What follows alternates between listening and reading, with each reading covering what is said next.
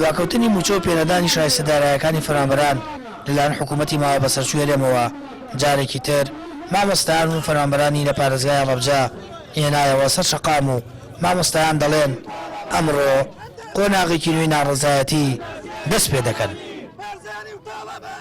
ئێستا و پاش هەڵڕشتنی هەزاران درۆ بەڵێنی بێناوەڕۆک لە هەڵمەتی هەڵبژاردنەکانی مانگی تشرینی یەکەمی ئەم ساڵدا دیسان کۆی حیزبەکان سەرقاڵی چنینەوەی دەستکەوتی حیزبی و حکومین و دۆخی خەڵکیش بە سەدان بەرامبەر لە دۆخی پێش هەڵبژاردن خراپترە. لەم دۆخە وێرانەدا هێشتا هەمویان هاوڕاو لە یەک بەرەدان بۆ تێکشکاندنی تاکی کورد و بچووکردنەوەی هێزە کۆمەڵایەتیەکانی و بەدناوکردنی سیمبولەکانی شەقامی ناڕازی. ڕاستە زۆر نیگەران و دڵشکاوین، بەڵام ئیرادەمان وەک خۆیەتی و هەمیشە و بە ڕێگای جیاواز بەردەوامین لەسەر ڕەتکردنەوەی ستەم و بێدەنگ نابین لە نادادی.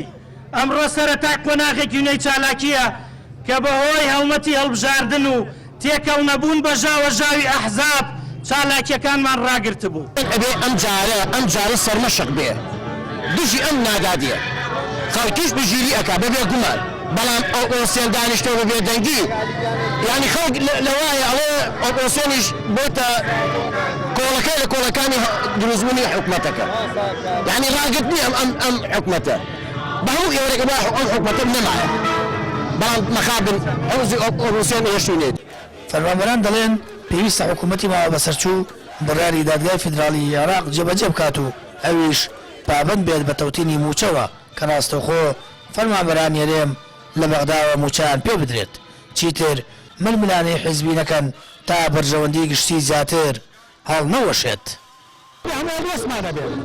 ئەنجا ئەبووانی هەندێک نانە شەقام لەگەڵ ئێمە ئەلێ وەڵا کاکە بە زەبر ئێمە بەجان خۆتو نایوەیرە ئەتی زەبریی تۆکە لە ماوە نەوێنی دەیتە پەرەوانێ زەبریشی ئەکرێ. ئێمە ئەتوین داخوازیە مانەیە کەسی ڕۆژارە موچە بدرێ موچەی مانگی 12 بدرێ هەروە تەوتینیش دەست پێ بکات چونکە بەڕاستی تەوتین ئیتر ئەوەیە موچە لە دەستی ئەمانە نامێنێت ئەکە موچە لە دەستی ئەمانە مادرەوانی بەڕاستی کوێخانە نامێنێت.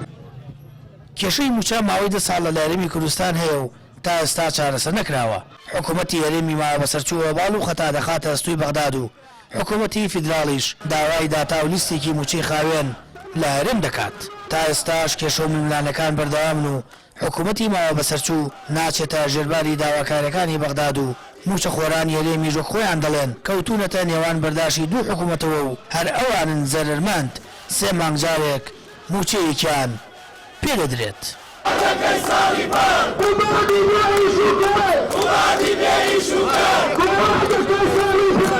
سامان فتاح کەناڵی ئاسمانی پەیام هەڵەبجە.